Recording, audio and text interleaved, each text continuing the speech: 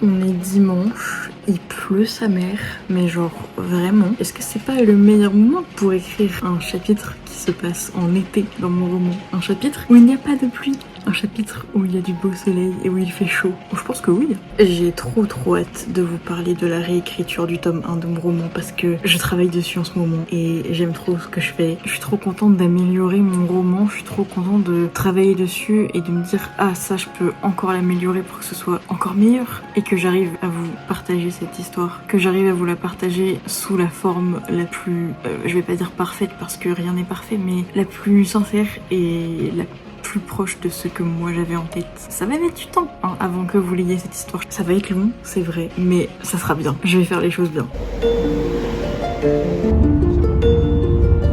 Le 5 mai, on a sauté dans le train direction Nantes avec Valentin et sa sœur pour aller voir 2 expositions où leur grand frère Alexis exposait ses œuvres. La première expo s'est située à l'atelier rue Chateaubriand et était sur le thème de la mutation. Alexis y présentait le clip d'une de ses musiques de son album avec plusieurs autres artistes aux univers très variés. J'ai vraiment beaucoup aimé cette expo, et surtout comme je le disais, la diversité des supports, la diversité des artistes, la diversité des styles, c'était vraiment trop chouette.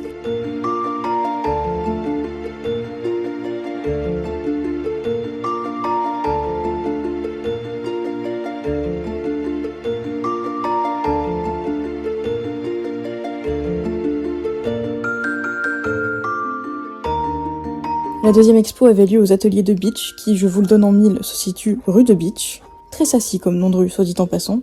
Alexis y exposait ses tableaux avec un autre ami artiste, et c'était vraiment super chouette à voir. Je vous invite à aller suivre son compte Instagram si les œuvres vous plaisent. Et évidemment, qui dit passage sur Nantes, dit aussi stop dans la librairie que j'aime trop. Le week-end de l'Ascension, on est allé à une fête médiévale avec les copains, et il y avait un spectacle de pyrotechnie et de jonglerie.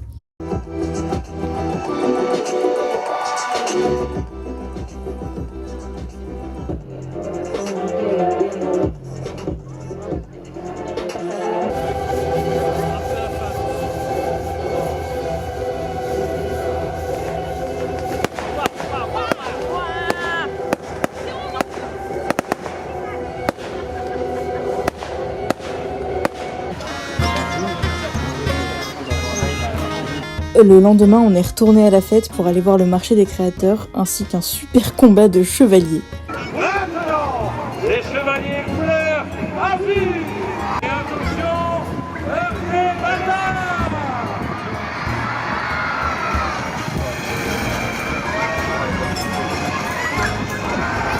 Oh non!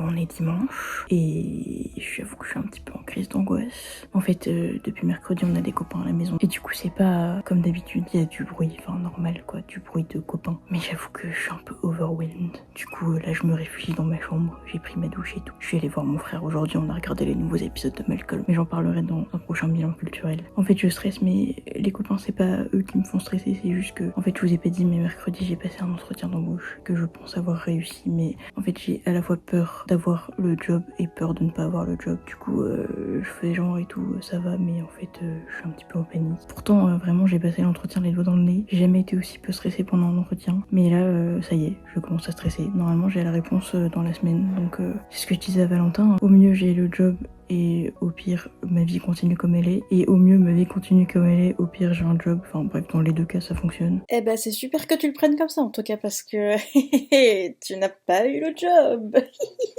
Regardez, c'est une petite peluche. C'est mon chien Billy. Attendez. Là. Bon, c'est pas exactement le même, mais il ressemblait beaucoup à ça quand il était petit.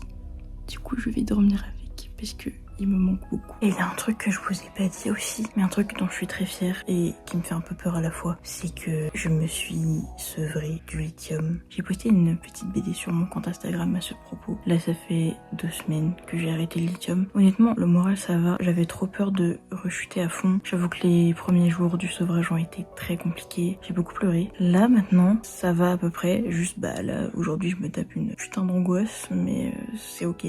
Ça faisait longtemps que j'avais pas ressenti ça. Ça fait un peu peur en fait, mais je me dis que c'est que passager. Là j'inspire, j'expire et tout, je fais plein d'exercices à la con. Mais je vais aller rejoindre mes copains en bas. Je sais pas si on entend, mais Il y a beaucoup de monde dans cette cuisine. Et faut que je vous montre aussi. J'ai un Cozy Colo Title. J'ai trop hâte de le faire.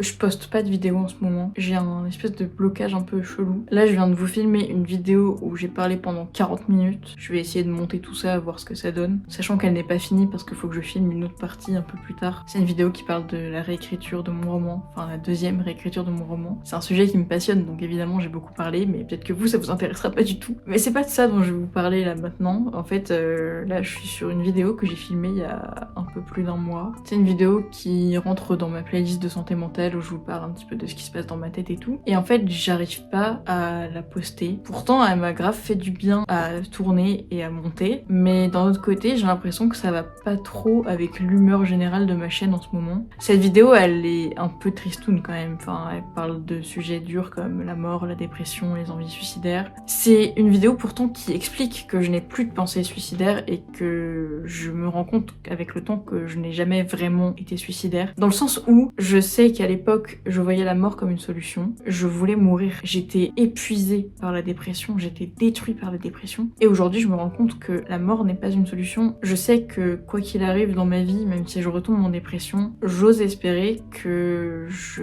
m'en remettrai. Parce qu'aujourd'hui, j'ai les clés en main pour me dire je ne veux pas mourir. Et dans cette vidéo, je parle aussi du fait que j'ai peur de mourir. J'ai vraiment beaucoup d'angoisse par rapport à ça. Et voilà. C'est une vidéo qui est vraiment pas facile en fait à poster. Je sais pas si je la mettrai en ligne sur ma chaîne un jour. Je vous en parle là dans le vlog parce que je sais pas trop où vous en parlez sinon. Je sais pas trop ce que vous en pensez, si ça vous intéresserait de la voir ou pas. Enfin sachant que là je viens de la résumer donc y a pas grand chose de plus à en dire. Je sais pas, je verrai avec le temps. Le 20 mai, je suis allée à un concert un peu particulier avec ma mère. Ce concert, c'était le concert des 30 ans de Rutabaga, un groupe formé initialement par des amis d'enfance de ma mère. Et c'était incroyable. Mon premier concert des Rutabaga, j'avais 4 ans et aujourd'hui j'en ai 27, presque 28. Le temps passe vite quand on chante et on danse.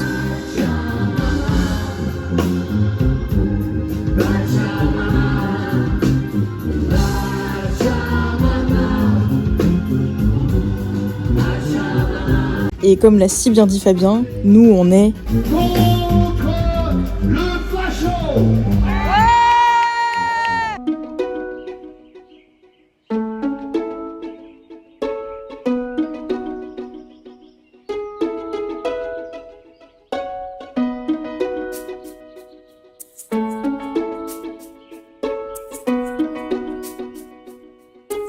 Qu'est-ce qu'on fait quand on boycotte l'Eurovision mais qu'on a quand même envie d'écouter les chansons? Oh non, il y a mes panards. On fait une playlist avec toutes les chansons. Mais le plus important, c'est de faire une playlist avec que des vidéos qui sont pas postées sur la chaîne officielle de l'Eurovision. Comme ça, hop, aucune vue. Bien joué.